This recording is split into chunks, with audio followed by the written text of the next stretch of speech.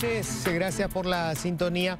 Hoy vamos a hablar de un tema delicado y que puede definir un poco la suerte de los próximos años de la economía.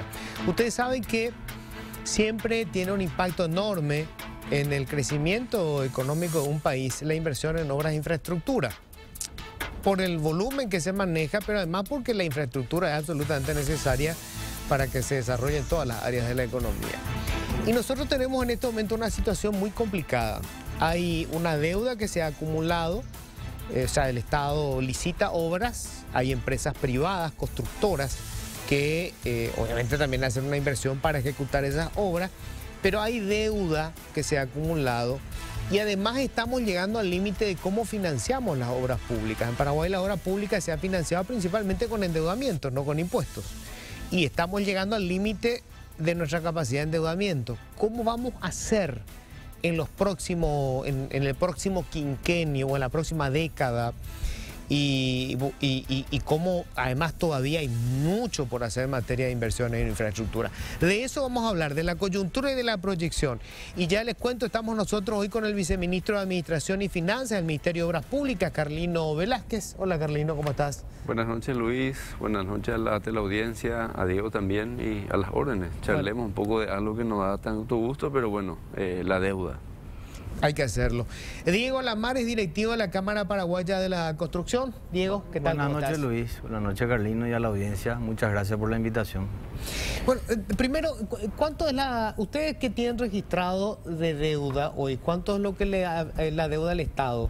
Y nosotros creemos que está en torno a los 350 millones de dólares entre deuda, certificados, y eso en el Ministerio de Obras Públicas, ¿verdad? Y intereses, ¿verdad? Ese es un monto que se asemeja a lo que fue constantemente, porque se mueve el monto en el transcurso del tiempo, se va pagando, pero también va creciendo el monto, pero se está manteniendo ese monto de manera constante, ¿verdad? Que es parte del problema. ¿Y cómo les impacta a ustedes eso? Y es brutal, ¿verdad? Si me permitís, te comento el contexto y el por qué también solicitamos y planteamos una reglamentación especial al Banco Central.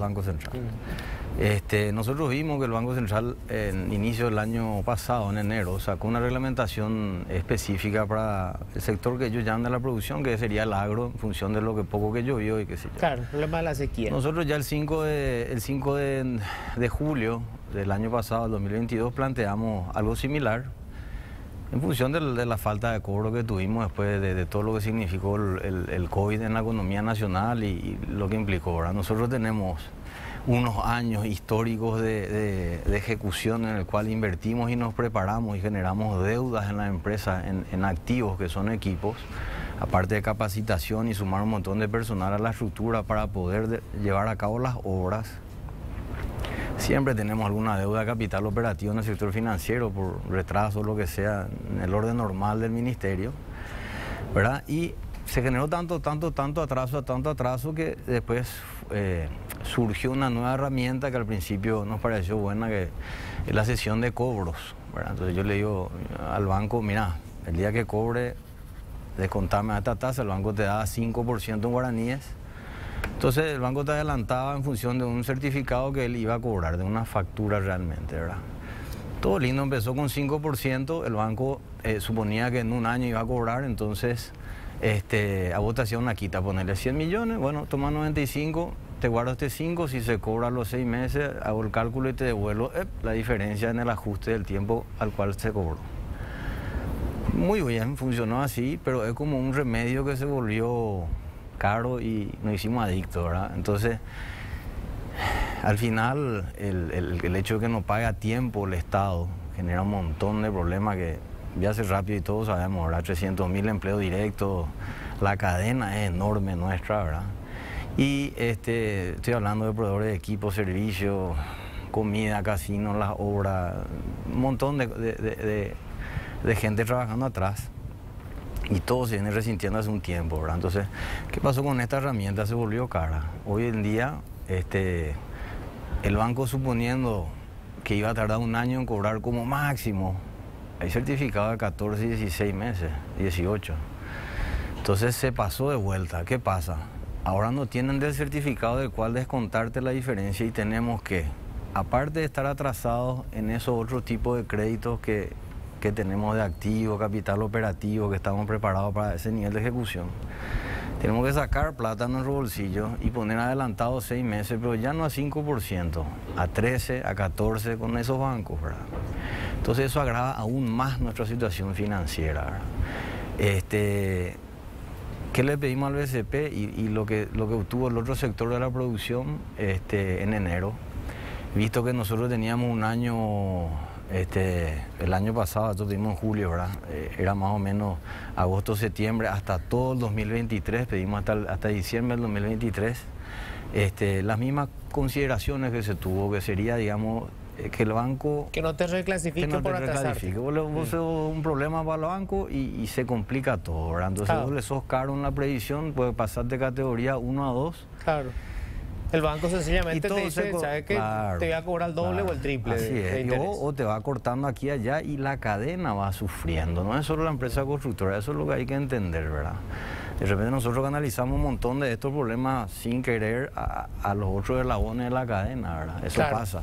A ver, ¿por qué llegamos a esta situación, Carlino? ¿Qué pasó? Bueno, nosotros comenzamos el periodo, digamos, de gobierno en el año 2019, 2018 también, ¿verdad? Pero 2019 realmente, ¿verdad? Nosotros tenemos 4 años nomás de ejecución, de inversiones, ¿verdad? En nuestros gobiernos, porque a diferencia de otros países, el año electoral para nosotros, en lugar de ser un año de mucho gasto, es un año donde prácticamente no hay gasto, porque cerramos todas las canillas, como se podría decir, o todas las fuentes de poder financiar cosas nuevas o finalizar las que se tenía. Entonces, tenemos solamente 4 años. Y en estos 4 años, ¿verdad?, que tenemos, habíamos planificado antes de la pandemia un gasto promedio de unos 1.000 millones de dólares al año, o sea, 4.500, poco menos de 5.000 millones en el periodo gubernamental. Los proyectos que comenzamos son proyectos plurianuales, entonces comenzamos un puente antes de la pandemia, llega la pandemia y en lugar de decir, bueno, voy a hacer en lugar de 4 carriles del puente, tengo que hacer 2 nomás, ¿verdad? No se puede hacer eso. Entonces seguimos con los mismos proyectos plurianuales y ahí se presentó lo que menciona Diego, ¿verdad? Encontramos un sector súper líquido, ¿verdad? En ese tiempo también la tasa de interés era muy buena, entonces conectamos a las empresas con los bancos para que los bancos den ese financiamiento de corto plazo. Y la idea inicial, justamente que nos iba a generar el problema que él acaba de mencionar, era que este préstamo tenía que ser hasta máximo 1 año.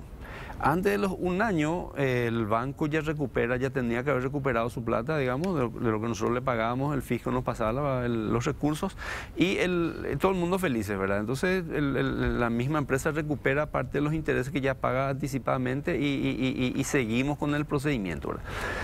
Sin embargo, la pandemia vino a obstaculizar más, se profundizó mucho más de lo que podíamos financiar genuinamente. Vos sabés, Luis, que nuestro modelo tributario es muy frágil, tenemos una presión tributaria del 10%, ¿verdad? No hay ningún país medianamente civilizado ni desarrollado en el mundo que tenga una presión tributaria tan baja, ¿verdad? Con eso no digo que hay que alzar impuestos, nada, no. O sea que no tenemos mucho margen de acción para pagar las deudas cuando ya nos hemos comprometido. Y nos hemos comprometido con estos proyectos plurianuales. Tenemos la Costanera de Pilar, tenemos el Puente Chacoí, tenemos estos 2 hospitales nacionales que se tenían que hacer, tenemos varios hospitales regionales que por la pandemia nosotros también tuvimos que asumir, digamos, la responsabilidad de construir y luego también de pagar, ¿verdad?, gestionar los recursos. Entonces, en ese interín de cosas, llegamos a conseguir los recursos, pero luego tuvimos un segundo problema que era el límite del financiamiento fiscal, o sea, el límite, digamos, del saldo fiscal que puede llevar a Hacienda.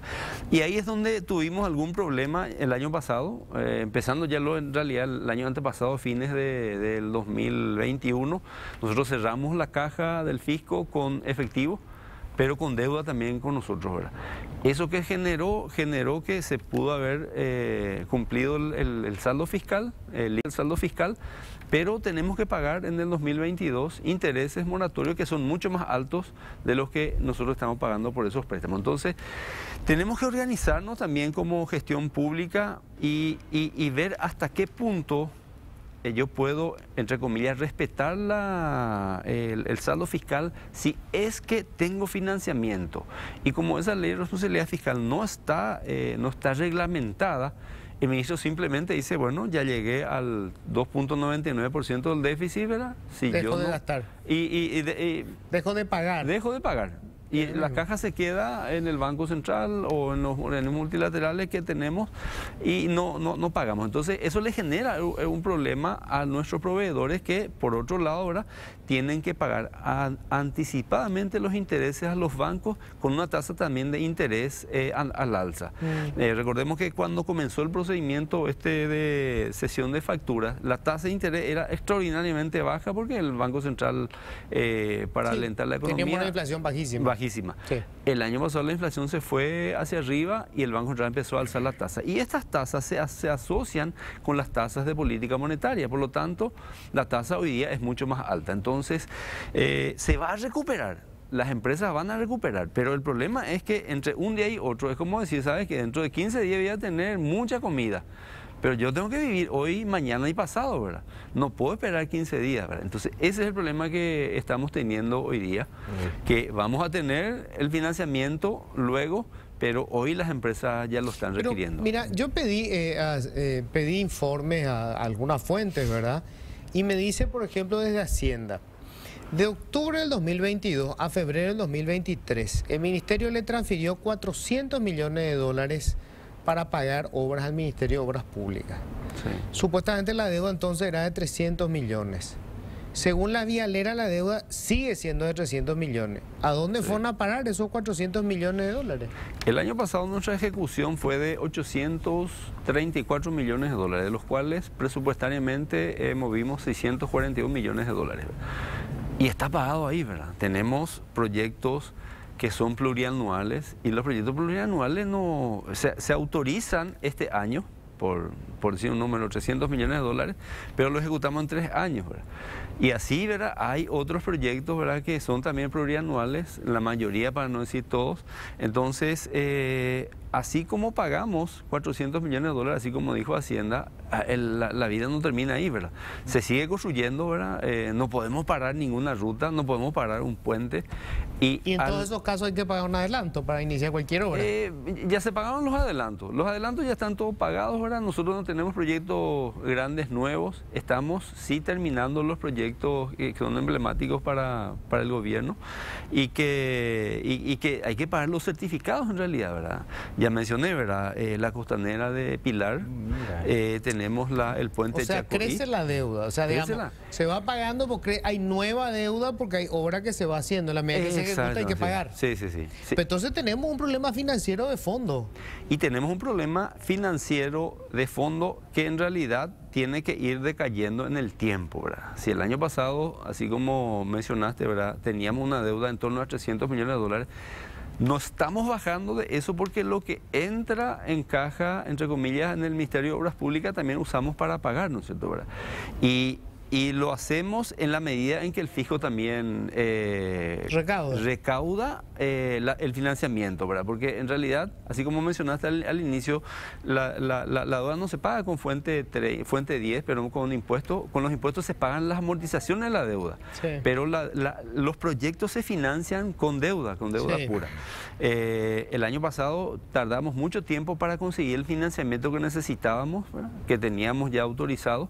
Este año tenemos 2 financiamientos que hasta ahora no hemos todavía recibido. Uno son estos préstamos programáticos de OFIT y CAF, 165 millones de dólares, y lo otro son los recursos por la colocación de los bonos del Tesoro. Los bonos del Tesoro no hemos todavía colocado porque las condiciones del mercado no están dando todavía, ¿verdad?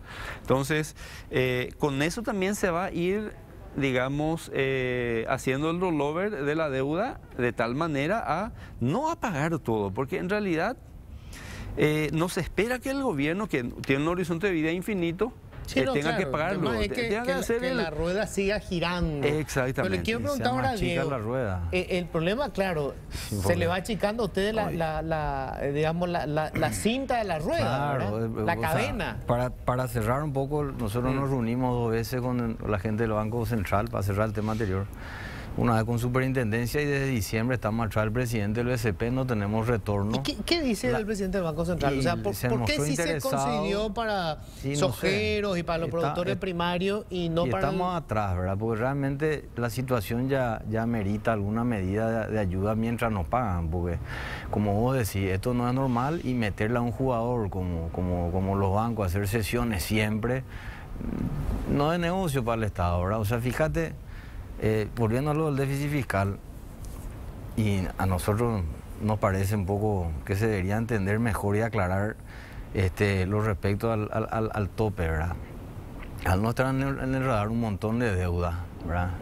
Nosotros ponerle 400 millones es un punto. Si el año pasado no estuvo en el cierre fiscal contemplado nuestra deuda, este año no está en el presupuesto fiscal, 2023, no figura deuda constructora, ¿verdad? Entonces, ¿qué pasa? Vos decís que cerraste a 3%, sumarle casi un punto, nos debían 400 millones. Eso es así, no entra en el presupuesto. Eso es así. En realidad no entra en el cálculo, ¿verdad? Pero sí en el presupuesto, porque todo lo que nosotros pagamos tiene que estar presupuestado. Pero, o sea, estamos digamos, respetando nuestro tope, pero de manera tramposa. Porque tenemos una deuda que no estamos registrando. O sea, por eso mencioné al inicio también, Luis, que tenemos que sincerarnos, ¿verdad? Y tenemos que reglamentar la ley de responsabilidad fiscal, ¿verdad? Yo creo que como economista lo digo y me hago cargo, como se dice, ¿verdad? De que quizás nuestra ley de responsabilidad fiscal es demasiado estricta en su conjunto. Porque en realidad la ley de responsabilidad fiscal tendría que estar más asociada a la evolución de los gastos corrientes, no a la evolución de los gastos de capital. Correcto. Porque así también como estamos teniendo deuda por Puente Chaco y por Costanera de Pilar, por los 2 hospitales nacionales, eso dentro de un año a reventar, ¿verdad? Va a terminar. Y nadie ni se va a acordar más, digamos, del proyecto, ¿verdad? Vamos a tener que pensar en nuevos proyectos para gastar, porque no son gastos que son recurrentes, ¿verdad? Mientras se está haciendo hay que pagarlo, pero luego termina también, ¿verdad? Entonces, ahí tenemos que... La diferencia con gasto corriente que si yo aumento el salario, tengo que seguir pagando salario el resto del tiempo. Y ahí es donde tenemos que repensar la ley de responsabilidad fiscal, porque así como mencionaste... algo de un déficit no 100%, digamos, revelado, se quedó, digamos, como quien dice, ¿verdad?, medio bajo la mesa, ¿verdad? Porque el compromiso está. El compromiso implícitamente para el Estado, para el gobierno, comienza el día que se aprueba un proyecto. Un proyecto de $100 millones, 3 años, sumamos 30 millones cada año. Ahí ya comenzó el compromiso, pero cada año tenemos que tener el financiamiento para hacer los pagos y la autorización del presupuesto, ¿verdad? Por lo tanto, nuestra ley también presupuestaria nos obliga a actuar de esa manera, ¿verdad? Lo que pasa, Luis, es que el tema del déficit fiscal es muy lindo, ¿verdad? Pues si no estamos contemplados y somos casi un punto, ¿verdad? A fin de febrero creo que hay 0,6, bueno, sumarle casi un punto, se va distorsionando realmente el tope y nosotros nos vamos quedando coleros, ¿verdad? Acuérdate que en pandemia fuimos lo que seguimos trabajando con el riesgo, un montón de cosas y no paramos. Y la pucha, nos den y no vemos solución, ya se está poniendo largo, ¿verdad? Le pedimos un saladilla de BCP, no tenemos retorno, ¿verdad? Y aparte de cómo vamos a financiar obras nuevas, que es un tema clave a definir y ir estudiando, ¿verdad? Bueno, este tema del sinceramiento del déficit fiscal también, por favor, que suceda, ¿verdad? Porque si no, muy lindo tu cuaderno, está bien subrayado, te lucía entre todos, somos responsables, pero 2 más 2 igual a 3, dice en tu cuaderno, está mal, ¿verdad? No contemplaste un punto en el coeficiente, ¿verdad? ¿Y quiénes son el punto? Y somos nosotros los que nos den, ¿verdad? Ahora, a mí me preocupa, Carlino, si llegamos al límite, ¿verdad? O sea, se nos agotó. Me da la impresión de que esta ya es la consecuencia de que el modelo se nos está agotando. O sea, inclusive recurrir al tema de los certificados de obra que se podía descontar en los bancos. Bueno, en la medida en que los bancos te cobren más interés, lo que nos va a pasar es que la obra pública cada vez nos va a costar más cara. Porque obviamente los oferentes que se presenten en una licitación ya van a incluir el posible costo financiero. Luis. Y sí. Perdón. Sí. Sí, no, ¿verdad? Para poner en contexto, ¿verdad? Nuestro gasto en infraestructura son como unos 800 millones de dólares al año, que son un poco más de 2% del Producto Interno Bruto. Poquísimo. Cuando hicimos el plan de gobierno que me tocó trabajar hace unos 5 años atrás, ¿verdad? Nosotros teníamos una proyección de la presión tributaria del 13,8%. Hoy día la presión tributaria está en torno al 10% luego de la pandemia. Y no es que un año no más, sino perdimos como casi 3 años, 3,8%. Multiplicado por eso, digamos, esos 3 años, lo que perdimos es un número grande, ¿verdad? Sin embargo, en el intertanto, las obras públicas no han parado, ¿verdad? Entonces, ahí tenés razón en lo que mencionaste. Tenemos que ver ahora cómo encaramos hacia el futuro. No que el modelo se haya agotado. En realidad, el modelo se tiene que autoalimentar. Nosotros tenemos que llegar a una recaudación, digamos, en torno más cerca del 15%, ¿verdad? Bolivia tiene una presión tributaria por encima del 20%, ¿verdad? Entonces, el país es un club. Y si nosotros en el club queremos buenos servicios, necesitamos tener aportes, ¿no es cierto?, ¿verdad? Ya sea que nuestras empresas en el exterior traigamos más recursos de Itaipú, paguemos más impuestos, ¿verdad? Pero la manera en que estamos financiando también se nos quebró por la pandemia, porque cuando, como mencioné, ¿verdad?, empezamos nosotros a hacer el trabajo del plan de gobierno para este gobierno. Nosotros no pensábamos en una pandemia, ¿verdad?, que nos llevó 2.000 millones de dólares, ¿verdad? Sí, lo que el viento se llevó, se podría decir, ¿verdad? Entonces, estamos en esa situación.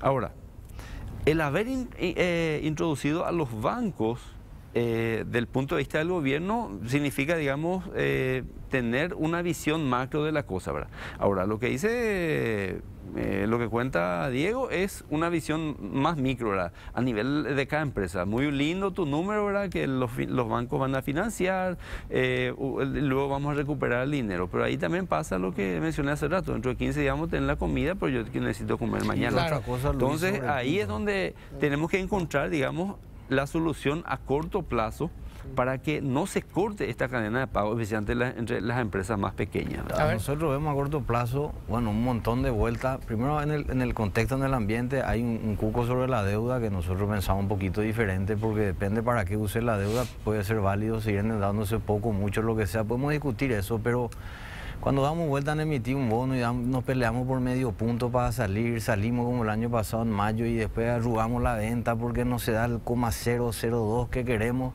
pero crees una deuda donde el interés que nos deben es 16, 17, 18%. Es más barato sacar la plata y pagarnos, ponernos al día, o sea, no pagar a tiempo al Estado. Por eso nuestra visión no es solamente en función de nosotros, es del Estado, es del paraguayo, ¿verdad? O sea, es más barato pagar a tiempo que estar generando una deuda que es más cara en intereses, ¿verdad? Y encima, bueno, con el déficit fiscal a veces por lo visto no figura, ¿verdad? Sería mejor, bueno, enterarnos un poco mejor cómo funciona eso, pero nos mentimos con un montón de numeritos que al final nosotros estamos mirando y la rueda que vos decís se mantiene en 300 y pico millones, y eso es caro y es muy estresante para nosotros y toda la cadena en el punto de vista económico, ¿verdad? Tengo que hacer la primera pausa, breve, y vamos a hablar de, bueno, cómo impacta esto en las licitaciones que se tienen que venir, porque obviamente hoy se va a tener que incluir el riesgo financiero, ¿verdad?, en la oferta que hagan, lo cual significa que toda la obra nos va a costar más caro. Hacemos la pausa y ya volvemos. Bueno, acá tenemos dos cuestiones. Una que es urgente, que bueno, que lástima no trajimos a gente del Banco Central, ¿verdad?, para saber por qué no se da esta flexibilidad. Básicamente para que ustedes puedan reprogramar con los bancos sin que los bancos les tengan que reclasificar y cobrarle una tasa de interés más alta. Eso es. O sencillamente no refinanciarle porque no quieren riesgo. Podamos seguir trabajando, que necesitamos de los bancos, claro, y nuestra cadena atrás. Exacto. Es una primera cuestión, digamos, clave. Y la otra es el tema del financiamiento en el largo plazo, Carlino. A ver, Todos los precandidatos a la presidencia de la República insisten en que no van a tocar impuestos. O sea, todos hablan de mantener la misma presión tributaria, por lo menos las mismas tasas sin tocar, ¿verdad? En el caso de Santi Peña me dice, no, la cuestión es que crezca la economía. Entonces nosotros lo que vamos a hacer, va a crecer la economía, por lo tanto se va a recaudar más. Pero esa es una estimación sobre casi una intención de buenos deseos, ¿verdad? Yo también quiero que crezca 20% si es posible la economía. Pero la realidad, para financiar la obra pública estamos hoy totalmente atados al endeudamiento, a la emisión de bonos, que ahora mismo, por ejemplo, no podemos colocar bonos en el mercado interno porque, inclusive en el mercado internacional, si nos acaban de caer 2 bancos en Estados Unidos, no es el mejor momento para colocar bonos. Asimismo, lo que se ha planteado hace, no sé, unos 10 años atrás con el tema de las obras públicas, cuando empezó todo este tema del dinamismo, y se veía que gastar 380, 400 millones de dólares al año en infraestructura, que sería como 1% del producto, no nos iba a llevar a ningún lado. La idea era duplicar un poco eso, ¿verdad? Era que, por un lado, tendríamos que endeudarnos hasta encontrar una especie de tope para nuestro endeudamiento que sea saludable todavía para la economía y que sea pagable todavía. Que ya llegamos. Y que habíamos pensado que podíamos llegar en unos 15 a 20 años, ¿verdad? Y que mientras tanto la economía podía estar creciendo, ¿verdad? Pero ¿qué pasó, verdad? Vino la pandemia y cambió la historia, ¿verdad? Entonces, pareciera ser que estamos llegando mucho más rápidamente a esos topes, a esos umbrales, digamos, de manejos razonables de la deuda, por más de que, así como también mencionó Diego, falta todavía una buena partida, pero nosotros somos muy conservadores y es bueno nomás que seamos conservadores también, ¿verdad? Ahora, en ese intertanto, ¿qué tenemos que hacer? Si no queremos recaudar más impuestos, ya sea alzando la tasa o mejorando, digamos, la recaudación de las tasas que ya tenemos, bueno, pues tenemos que entonces buscar una manera diferente de financiar esa obra. Y una de esas maneras es a través de la participación del sector privado, pero con una participación plena, digamos, a través de un sistema de concesiones, a través de un sistema de APP privada, donde la empresa dice, yo me hago cargo de esto y máximo vos un 10% me das si es que es una APP privada, ¿verdad? Hicimos una concesión que está peponada, ¿verdad? Donde el Estado no paga absolutamente nada, ¿verdad? Y tenemos los servicios de la ruta. Pero por otro lado tenemos que pagar unos peajes que son relativamente elevados, ¿cierto? Eso podríamos trasladar a otros proyectos como se hizo justamente con Ruta 2 y 7, ¿verdad? Con Ruta del Este. Pero ya no 100%, ¿verdad? Porque ahí tenemos una APP pública donde el Estado tiene que poner todo lo que falta, no solamente ese 10%, ¿verdad? Entonces estamos haciendo ese intento, digamos, de encontrar la manera, ya que no queremos alzar los impuestos para pagar con impuestos, digamos, las obras públicas, que el usuario final lo pague. Y ahí es donde tenemos que ser todavía muy creativos, ¿verdad? Como pasa en otros países, que nosotros si construimos una ruta, esa ruta no solamente cuando hablamos de quién utiliza, se beneficia como los camioneros o los conductores, sino también, por ejemplo, todo el tema de la plusvalía. Nosotros no tenemos impuesto a la plusvalía.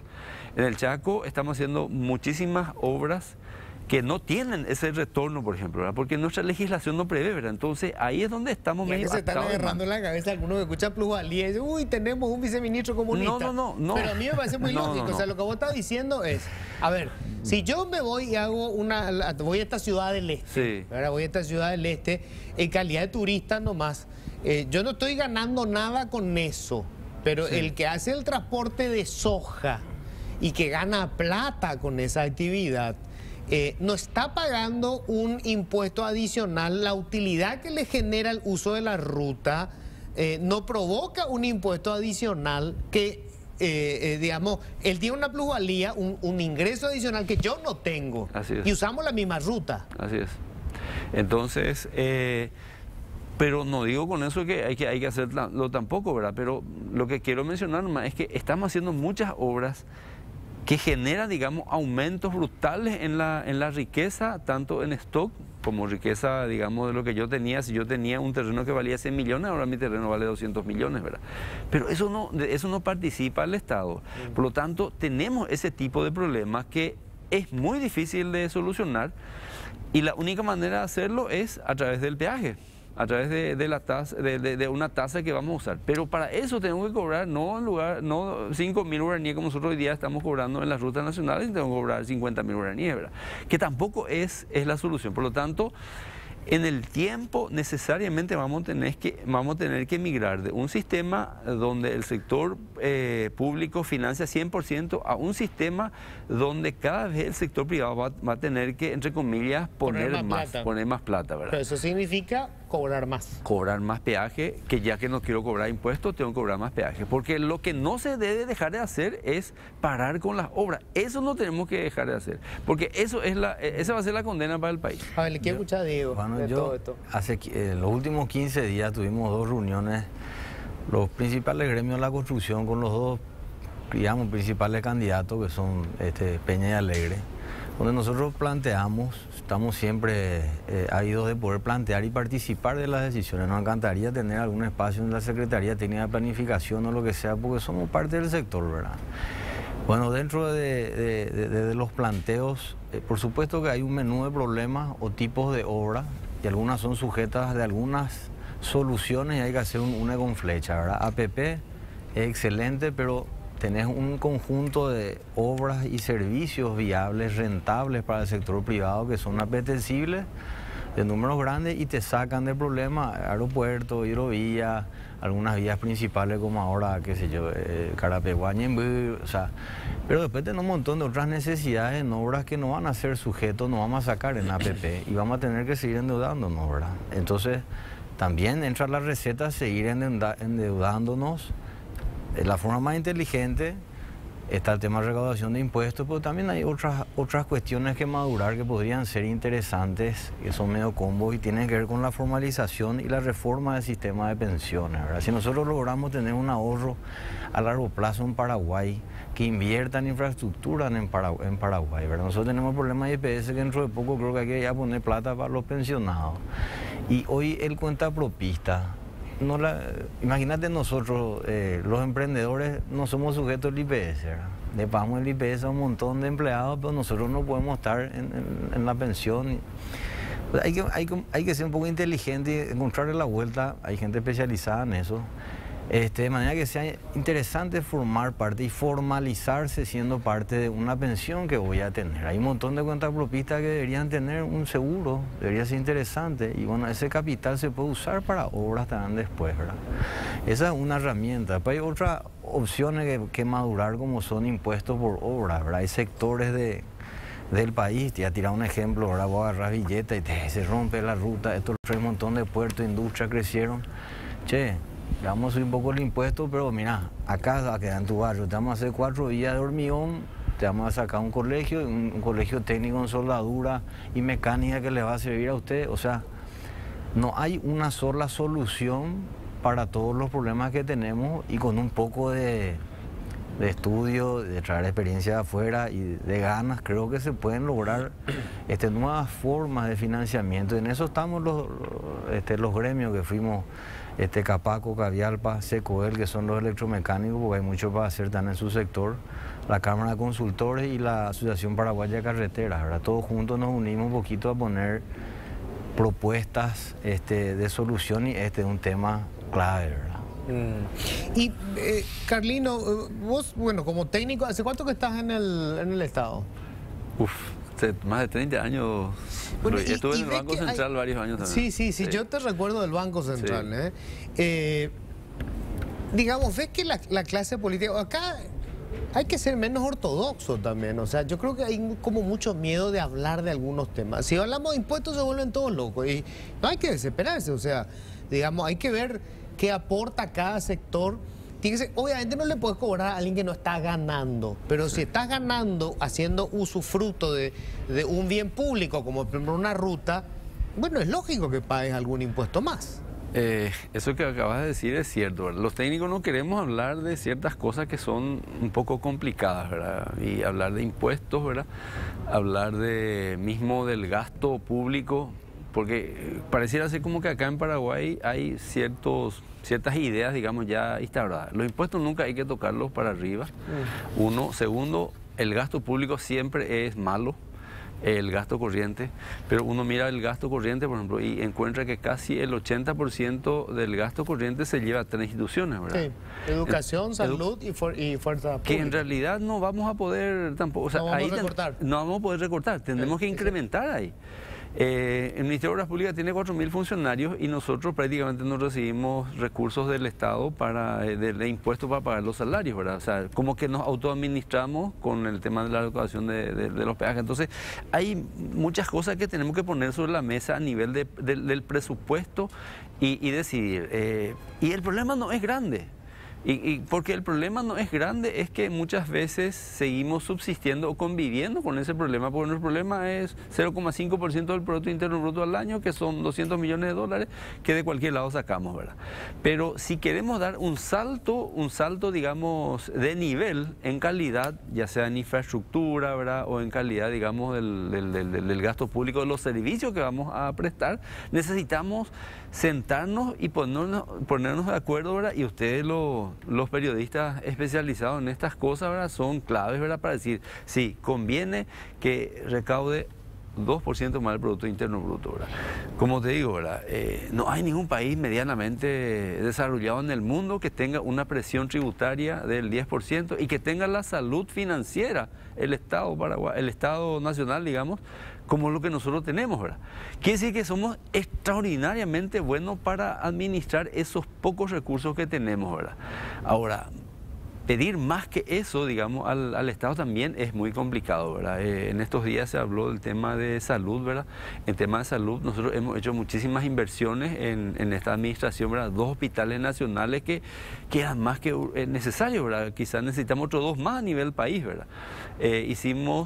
Construimos sin ser Ministerio de Salud cerca de 20 unidades hospitalarias para el caso de del COVID, para la pandemia, que ya quedaron ahí, ¿verdad? Quedó el edificio, quedaron las unidades de atención, estos UTI, ¿verdad? Terapia intensiva, que prácticamente se quintuplicó en esta administración. Pero ahora hay que darle a eso, digamos, vida, ¿verdad? Para que no se queden como grandes construcciones nomás, ¿verdad? Entonces, sí, tenemos que ponernos de acuerdo en un par de temas, ¿verdad? Para dar ese salto. Que necesitamos una visión un poco más ambiciosa. No sé, el tema de las escuelas y los colegios. Primero se tiene que definir cuántas escuelas y colegios necesitamos realmente. Cuáles hay que cerrar, lo dijo algún candidato y se armó un quilombo, pero es real. Uno puede tener una escuelita que se cae a pedazos, tener una gran escuela pública y tener transporte público para los chicos, ¿verdad? Pero hablaban de 2.000 millones de dólares o 1.000 millones de dólares. Vamos, 1.000 millones de dólares no es plata para un país. O sea, eso no tendría que ser un problema si solucionara el asunto. Claro. Ahí hay un tema que es la gestión, ¿verdad? Nosotros dentro de los planteos en este conjunto de gremios a los candidatos pusimos un poquito la necesidad de un Ministerio de Infraestructura. ¿Por qué? ¿Verdad? Y porque vemos que en algunos organismos del Estado la gestión sobre obras en particular está muy lejos de lo que requiere, ¿verdad? Tenemos unos datos así del MEC, por ejemplo, que tiene unos 300 millones de dólares, más de eso, está ahí. Muchas cosas podemos hacer con eso, 85.000 instituciones, seguramente, no sé cuántas debemos hacerlas, pero se tiene que mover ese dinero, se tiene que invertir, se tiene que ejecutar, ¿verdad? Los principales hospitales, cárceles, no está haciendo el Ministerio del Interior ni está haciendo el Ministerio de Salud, hoy está haciendo el Ministerio de Obras Públicas y se están haciendo, ¿verdad? Pues si dependiésemos de los otros estaríamos mucho más lentos, ¿verdad? Senaxa está lento, o sea, hay un montón de organismos que creemos que con una gestión centralizada de las cuestiones de obra pública, digo bien, pueden ganar otro dinamismo, ¿verdad? Entonces no hay plata durmiendo ahí y se siente enseguida y se ejecuta mejor, ¿verdad? Vos mencionabas un tema que yo creo que es clave, ¿verdad? En este tema de la necesidad de obra de infraestructura. IPS tiene, si mal no recuerdo, son como 2.500 millones de dólares depositados en los bancos. Así es. O sea, un dinero que probablemente no se va a necesitar, no se va a tener que desembolsar en por lo menos 20 años, 25 años. O sea, gente que está aportando ahora y que además debería crecer la masa porque apenas 2 de cada 10 trabajadores hoy tienen seguro social. O sea, si nosotros ampliamos la cobertura, se supone que ahí tiene que aumentar el dinero. Y estamos hablando de un dinero que los bancos tienen garantizado. Cuando los bancos le prestan plata para hacer una obra pública, tienen garantizado el retorno, porque la obra sí o sí te va a generar el peaje, lo va a tener que pagar, no va a pasar encima de la ruta, ¿verdad? Sí. Entonces, digamos, tenemos negocio que va a generar una renta asegurada y capital que va a estar disponible en el largo plazo. ¿Cómo es que no pudimos conectar todavía eso? Bueno, y la necesidad urgente de la obra pública, ¿verdad? Y la necesidad de la formalización. Entonces, si yo yo quiero la pensión, yo soy cuentapropista, yo no trabajo en una empresa, ¿cuántos somos? 1000, hay así, ¿verdad? Y me es tentador, bueno, me formalizo, ¿verdad? Me meto al mundo blanco medible, aporto y ese 2.500 millones va a pasar a ser multiplicarle por muchos números más, ¿verdad? Blindemos con la gente que entiende cómo se cuida ese dinero, cómo se rinde, quiénes tienen que participar. Puede ser el miedo que cuando se habla y veces no toques porque van a fumar la plata, como ahí te tiran 3.000 ejemplos que no quiero ni citar. Pues tenemos que evolucionar un poquito y hacer lo que en otros países se hizo con éxito, ¿verdad? No hay mucha más vuelta que esa, ¿verdad? Evidentemente tenemos recursos, ¿verdad? Y nuestro problema no es todavía demasiado grave y por eso quizás no hacemos esos grandes cambios que estás mencionando, que necesitamos hacerlo para dar un salto de nivel, no un salto, digamos, tendencial nomás.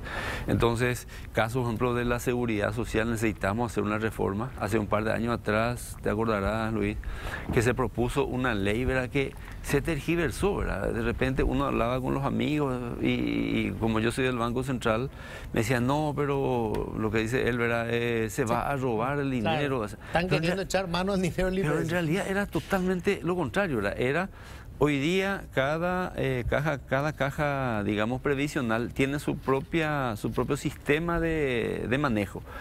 Y lo que con esa ley se pretendía era que el sistema de manejo sea unificado, ¿verdad?, para que nadie pueda hacer justamente lo que se le antojaba, ¿verdad? Entonces, si se invertía, tenía que invertirse en cierto sentido, ¿verdad?, con ciertas características, cierta calidad, cierto tema de seguridad, rentabilidad, liquidez. Pero matamos ese proyecto, ¿verdad? Los proyectos, entre comillas, buenos, ¿verdad? Y eso era una reforma de cara nomás. Yo investigué mucho este tema previsional, ¿verdad? Y algo que he encontrado y que me sorprende, ¿verdad?, es el sistema canadiense. Canadá tiene un sistema que se llama, una entidad que se llama el Canadian Pension Plan Investment Board. Es una entidad pública donde se manejan los recursos de manera, digamos, privada. Y ahí depositan todos los fondos previsionales la plata. Y hay un solo manejo. Uno abre esa página y lo que le dice es 7,8%, 14,5%. ¿Y qué es eso? Es el promedio de la rentabilidad de los fondos previsionales de todo el sistema previsional canadiense de los últimos, creo que, 4 años, ¿verdad? Yo te pregunto a vos, ¿verdad? ¿Tenés idea cuánto es el rendimiento de los fondos previsionales o del IPS o de la caja bancaria? No tenemos idea, ¿verdad? En absoluto. Entonces, tenemos que empezar, digamos... De hecho, la única inversión prácticamente conocida es el depósito en los bancos. En los bancos, ¿verdad? Un certificado de depósito de ahorro. Que no está mal, ¿verdad? Pero que en realidad se tendría que estar pensando en en mejorar esa gestión, ¿verdad? Pero para eso necesitamos ponernos de acuerdo, discutir la cosa técnicamente, ¿verdad? Y no ni políticamente ni populistamente, ¿verdad? Porque finalmente esto... Si hacemos una reforma, lo único que podemos lograr es algo mejor, algo bueno que es mejor y no precisamente algo que es peor, que es lo que la gente también muchas veces tiene miedo, ¿verdad? Diego, de la conversación que tuvieron con los principales candidatos, ¿encontraron ustedes que hay escenario para poder debatir esto? Porque, vamos, estas cosas lo vamos a hacer una vez que tengamos un pacto político-social, por decirlo así, o sea, decidirnos a hacer estas reformas. Sí, nosotros encontramos eco en los candidatos. Ellos están en campaña también, ¿verdad? Claro, oye, está bonito. Pero realmente estos dos principales con los que hablamos, ¿verdad?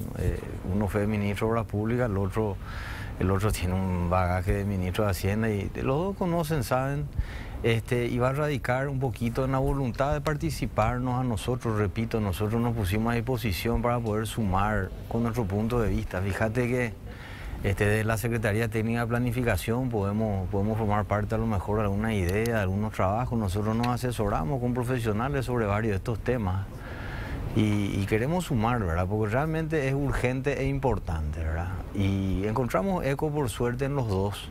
Creo que el auditorio entero en los dos casos estuvo bastante conforme con la apertura y sobre todo con tocar temas específicos ya así medio al grano, ¿verdad? No tan generales. Entonces, en lo que hace al sector por lo menos encontramos retorno, ¿verdad?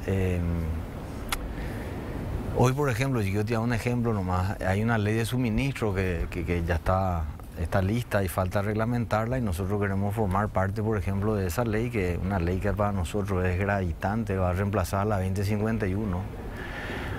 Nosotros en su momento tratamos de introducir un montón de cosas más modernas y más reales que hacen a soluciones en la gestión de los contratos con el sector público, como ser la parada justificada, el reconocimiento de un montón de cosas básicas de cualquier contrato, ¿verdad? Y bueno, en la reglamentación vamos a ver, dicen, y bueno, hoy queremos participar de esa reglamentación porque si no va a salir una nueva ley que puede llegar a durar 20 años como esta y a lo mejor se pierde la oportunidad de tener cosas que son más prácticas, ojo, no solo para la industria nuestra, las empresas constructoras, sino para que funcione la gestión de obra de los entes públicos, cosas ya aprendidas en todos estos años, ¿verdad?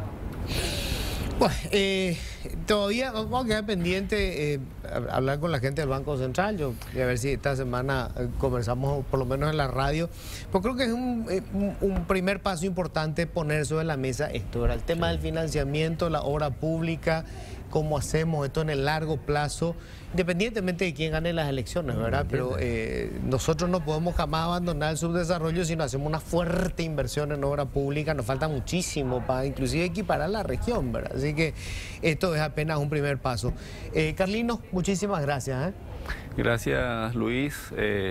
Como economista muy contento, digamos, de tus preguntas complejas, ¿verdad? Y complicadas que realmente necesitamos como país, ¿verdad? Como país bien ordenado que somos, discutir y encontrar consensos, digamos, para justamente solucionar los problemas y aumentar nuestro desarrollo. Gracias, Diego. Gracias, Luis. Gracias, Carlino. Y bueno, estamos presentes para aportar lo que se pueda donde se pueda.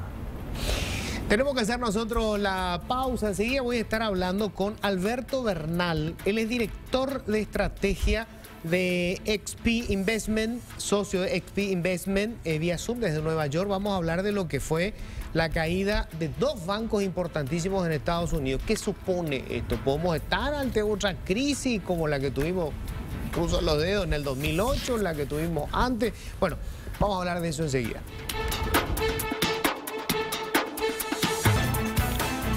Bueno, un tema que ha sorprendido, conste que algunos dicen que esto era previsible, fue el colapso primero del Silicon Valley Bank. Ahora hay otra entidad financiera también en problemas en Estados Unidos. Y para hablar de esto estamos ya en contacto con Alberto Bernal. Repito, él es director de estrategia de XP Investment, socio de XP Investment. Él está en Nueva York en este momento. Alberto, muy buenas noches, gracias por atendernos. Muchísimas gracias por la invitación, un placer estar con ustedes. Bueno, primero que nada, Alberto, ¿por qué se produce el colapso del Silicon Valley Bank?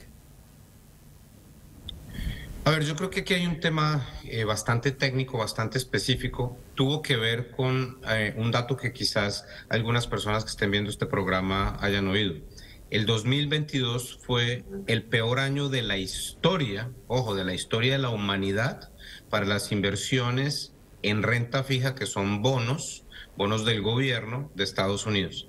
Entonces el Silicon Valley Bank tenía un portafolio de bonos del gobierno de Estados Unidos bastante grande y desafortunadamente subieron mucho las tasas de interés porque el Banco Central de Estados Unidos subió las tasas de interés y al subir las tasas de interés el valor de estos activos cae. Entonces eso fue una de las razones por las cuales sucede esto, porque hay una pérdida dentro del balance de este banco que es fuerte, es bastante grande por la pérdida del valor de los bonos del sector público norteamericano, y entonces los inversionistas comenzaron a preocuparse, digamos, con la salud de este banco, y comenzó algo que hemos visto mil veces en la historia moderna de la economía global, que es una corrida bancaria, y pues desafortunadamente la corrida bancaria se aceleró y el banco pues tuvo que pedirle ayuda a las autoridades para poder cumplir con la salida de los depósitos. Entonces digamos que esto fue una clásica corrida bancaria basada en rumores que se mueven en la sociedad sobre la salud de una institución financiera, y los rumores comenzaron por el hecho que hubo errores de inversión por parte de estos bancos, de este banco específicamente, en el portafolio de inversiones. Ahora, ¿qué posibilidades hay de el efecto contagio? Ya tenemos otra entidad financiera que también cayó, no sé si ya es consecuencia de justamente la pérdida de confianza del ahorrista estadounidense, y bueno, se empiezan a producir algunas corridas y aquellos que estén en una posición más delicada son los primeros en patinar. Pues a ver, es imposible pronosticar eso porque realmente sería como ver el futuro. Hay un dato que sí es importante que lo sepa la audiencia. Normalmente en un año del común, más o menos 7 bancos por año tienen problemas financieros en Estados Unidos. Ahora, si no estoy mal y la memoria no me falla, estamos hablando que hay en Estados Unidos más de 5,000 bancos, una cosa así. Entonces, pues es una participación muy baja en términos de la cantidad de bancos que hay en total. Ahora, ¿qué me tranquiliza a mí? A mí me tranquiliza lo que el comunicado que sacó el gobierno de Estados Unidos en conjunto con el Banco Central de Estados Unidos el domingo pasado. ¿Qué dijo ese comunicado? Básicamente dijo lo siguiente: señor ahorrador que vive en Miami o en Ohio o en Jackson, Mississippi, o en Los Ángeles, California, o en Nueva York, usted, señor Alberto Bernal, Pedro Pérez, John Smith, si usted tiene dinero en los bancos norteamericanos y el banco en el que usted tiene dinero tiene problemas, el gobierno de Estados Unidos va a asegurarse que usted tenga acceso a la totalidad de sus ahorros. Eso fue lo que dijo el gobierno. ¿Por qué lo dijo? Esa es la pregunta.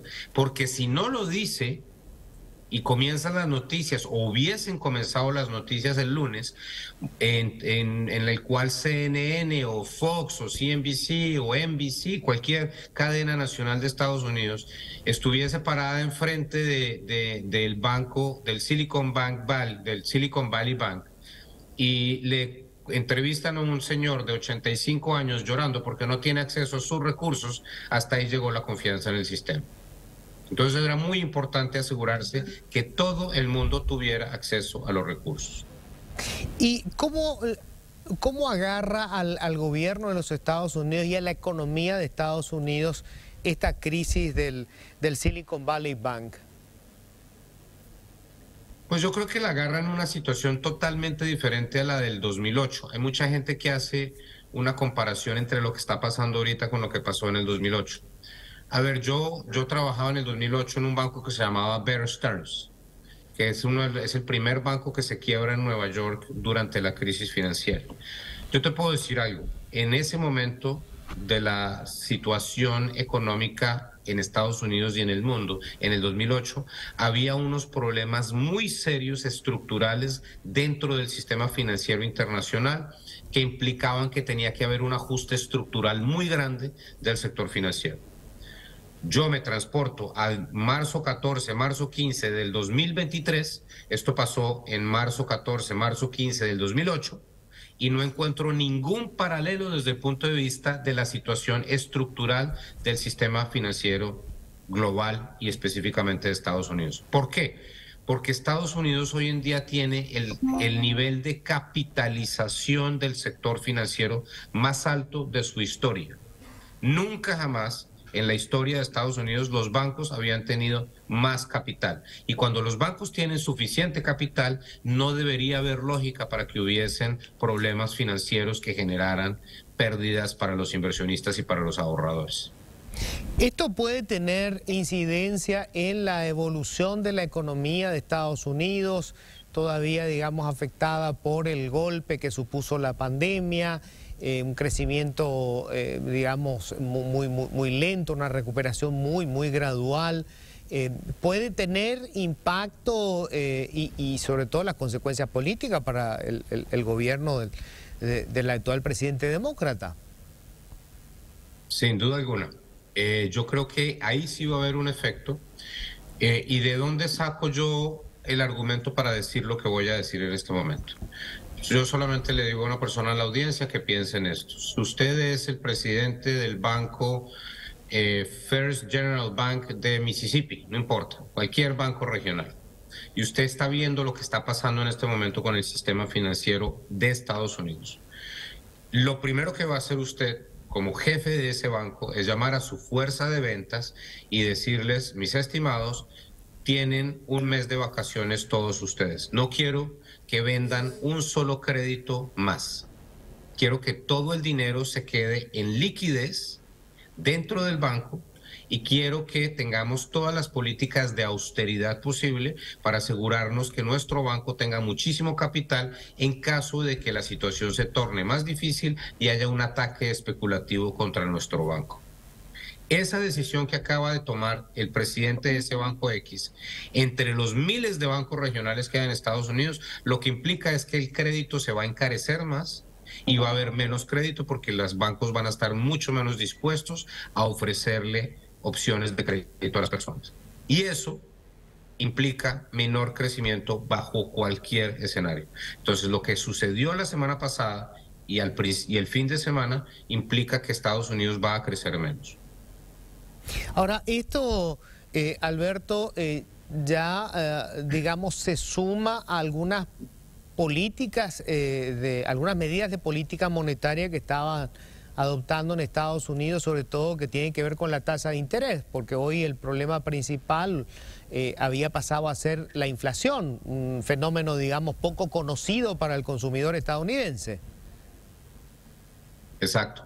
Y, a ver, un tema muy importante también. Realmente los problemas bancarios que estamos viendo en Estados Unidos en este momento son función del incremento de las tasas de interés por parte de la Reserva Federal. La Reserva Federal tuvo que subir las tasas de interés porque la inflación estaba muy alta. Y subir las tasas de interés es análogo a decir que se pone más caro el crédito. Si se pone más caro el crédito, quiere decir que los consumidores van a tener más problemas pagando esos créditos. Y eso obviamente implica más problemas para la economía. Pero el punto de lo que se hace es que si no se hace eso y la economía de Estados Unidos hubiese seguido creciendo a unas tasas que no eran sostenibles, el problema inflacionario iba a ser mucho más grande. Entonces, en este mundo no hay nada gratis. Si uno quiere controlar la inflación, tiene que parar la economía. Si uno quiere subir la inflación, tiene que tiene que impulsar la economía. Si uno quiere tener menor déficit fiscal, tiene que ajustar las cuentas fiscales, etcétera, o subir impuestos. En este mundo no existe nada gratis en ninguna faceta de la vida. Por lo tanto, esto que estamos viendo hoy, esta crisis bancaria, en cierta forma es una función directa o es un resultado directo de las políticas que tocó tomar para bajar la inflación. ¿Queda de alguna manera la administración Biden atrapado en esta suerte de círculo vicioso? Es decir, digamos, no pueden bajar las tasas de interés en este momento porque eso significaría probablemente resucitar otra vez el espíritu de la inflación, pero por el otro lado va a estar enfrentando probablemente un proceso recesivo o un crecimiento muy desacelerado como consecuencia de lo que ya estabas explicando, el aumento de el corte abrupto de los créditos por parte del sistema financiero, que ahora va a querer, digamos, retener capital, liquidez ante cualquier corrida. Exactamente. Y obviamente esto va a afectar las perspectivas políticas del Partido Demócrata mirando a las elecciones del 2024. Y por eso es que gran parte de los analistas, o por lo menos los analistas políticos con los que consulto yo semanalmente sobre las perspectivas políticas del país, la mayoría de ellos sí piensan que lo más probable es que en el 2024 el Partido Demócrata pierda las elecciones presidenciales. Alberto, ¿y es posible que este problema en Estados Unidos tenga su repercusión en el resto del mundo, en los principales mercados, Europa, el mercado asiático? ¿Puede, digamos, que el efecto, digamos, se alcance en sus mercados? Claro que sí, como decimos los colombianos, Estados Unidos es el papá de los pollitos. Todo lo que pase con Estados Unidos va a tener efecto con el resto del mundo, desde Brasil, Argentina, Paraguay, Uruguay, Colombia, México, Rusia, Alemania, Italia, donde sea.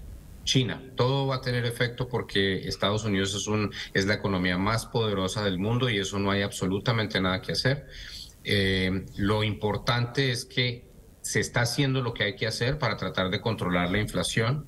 Se hizo lo que se tenía que hacer para evitar que colapsaran muchos bancos en el sistema financiero de Estados Unidos, pero todos los procesos en la vida, incluidos los económicos, son procesos difíciles que toman tiempo. Y los ajustes obviamente toman tiempo, eso no es de un día para otro que se arreglan las cosas y por lo tanto lo importante es ser consistentes en las políticas e implementar políticas lógicas. Pero claramente menor crecimiento en Estados Unidos va a tener efectos en el resto del mundo. Bueno, por tu origen latino, Alberto, bueno, vos sabés que en esta parte del continente cuando se produce una situación como esta, normalmente la clase política no tiende a ser racional y aprovecha, digamos, la coyuntura para sacar rédito. Es decir, una oposición en América Latina ya estaría azuzando probablemente el problema con mira ya a las elecciones. En países como Estados Unidos había como una cierta cordura, cosa que se fue perdiendo después del paso con el señor Trump, digamos, y el discurso se volvió más belicoso. Hoy se está viendo en el escenario político ya en Estados Unidos que le estén sacando rédito a esta mini crisis por de pronto, pero bueno, que mete miedo, por supuesto. Claro que sí, una parte importante del Partido Republicano está utilizando la crisis actual para mandarle un mensaje a la población que hay una necesidad de cambiar. Otra parte del Partido Republicano ha sido un poco más cauta porque sabe que ponerse a hablar sobre la sostenibilidad, sobre lo sagrado que son los depósitos de los depositohabientes en la sociedad es algo que no se puede hacer porque eso genera pánico financiero. Entonces hay una parte, yo diría, la más responsable del Partido Republicano que no está jugando con esto, pero que sí está obviamente yendo muy en contra de las políticas del presidente Biden en lo que tiene que ver con el lado fiscal, con el lado de subir impuestos, con el lado de la inmigración, etcétera. Claramente una visión bastante antagónica versus la actual administración del presidente Biden. Pero insisto, desde el punto de vista de la coyuntura actual de incertidumbre sobre el sector financiero, solamente unas voces bastante extremistas han tratado de utilizar este incendio que estamos viendo o esta conflagración que estamos viendo en este momento y ojalá que no siga porque todo esto puede terminar mal en caso de que comiencen a vender demagogia y jugar con fuego en una crisis financiera. Una última cuestión, Alberto. ¿Cómo le agarra esto al ciudadano común? ¿Cuál es en este momento el humor social en Estados Unidos? Los precios, la posibilidad de conseguir empleo, el crédito estudiantil, la posibilidad del préstamo para comprarse la casa, los precios del mercado inmobiliario. ¿Cómo le agarra al ciudadano común esto? Pues lo agarra en una situación mucho mejor a como lo ha agarrado en otros momentos en los cuales hemos tenido estrés financiero, sobre todo comparado con el 2008. El ser humano, mi estimado, es un ser que le encanta quejarse en cualquier momento, así lo tenga todo. Ahí en el caso de Estados Unidos no es diferente.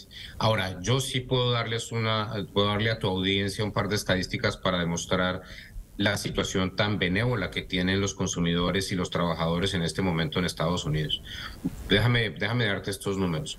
Por cada persona desempleada que existe hoy en Estados Unidos, por cada persona desempleada existen dos opciones de trabajo, dos opciones laborales abiertas. Déjame repetir eso. Por cada persona desempleada hay dos opciones abiertas para trabajar. ¿Qué quiere decir eso? Que las personas que no están trabajando en Estados Unidos en este momento no están trabajando porque no les da la gana trabajar, porque son perezosas o porque tienen otra visión de la vida, etcétera. Vaya uno a saber por qué no quieren trabajar. La persona que quiera trabajar en Estados Unidos hoy en día puede trabajar. La inflación sigue bastante alta, eso está afectando a las familias, los alimentos están altos, la luz eléctrica está alta, el gas natural está alto, la gasolina sigue estando bastante cara, menos cara de lo que estaba hace un año, pero igual sigue siendo bastante cara, y eso obviamente ha disminuido el ingreso disponible de las familias en términos reales. Pero si yo fuese a hacer un agregado de la situación actual, yo diría que la situación actual para el consumidor norteamericano es la mejor que se ha visto desde la Segunda Guerra Mundial. Qué notable, y qué interesante tu aporte. Alberto, realmente un gusto y muchísimas gracias. Muchísimas gracias por todo esto que compartiste con nosotros.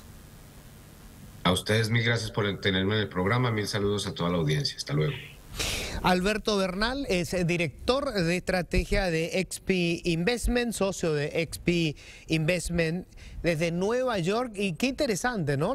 Fíjense ese último dato que daba él, que es fundamental. Hoy en Estados Unidos, con toda la crisis, con todo el problema de la inflación, por cada desempleado hay dos opciones de trabajo. Repito, por cada desempleado hay dos opciones de trabajo. Es decir, el que no está trabajando es porque sencillamente no lo quiere hacer, porque tiene una filosofía distinta, por las razones que fuere, pero empleo hay. Y decía también, bueno, desde la Segunda Guerra Mundial no estaban en mejores condiciones, inclusive el consumidor estadounidense, con todo y la inflación. Pero bueno, hoy está esta crisis, hay que ver cómo va a afectar a... Crisis, digo, en realidad colapsó un banco importante, porque hay otro menor. La cuestión es si hay o no corrida en los bancos, eso va a ser muy importante, pero sí, repito, se corta el crédito, es muy probable, casi todos los bancos lo que van a hacer es, digamos, mantener liquidez, no van a prestar por si es que vienen los ahorristas a pedir la plata, entonces ellos pueden tener el dinero para poder hacerse cargo de esa corrida. Y lo otro es que el gobierno, fíjense que rápidamente salió y garantizó hasta el último dólar que tengan los ahorristas en el sistema. O sea, vos tenés $100, tenés 1.000, tenés 2 millones de dólares, hay una garantía del 100% del Estado norteamericano, con lo cual lo que se busca es tranquilizar a la gente y que por supuesto no tengamos más corridas en el resto del sistema financiero. Nos vamos nosotros con esto, ¿verdad? Nos estamos yendo. Bueno, gracias por la compañía, que tengan un feliz resto de jornada.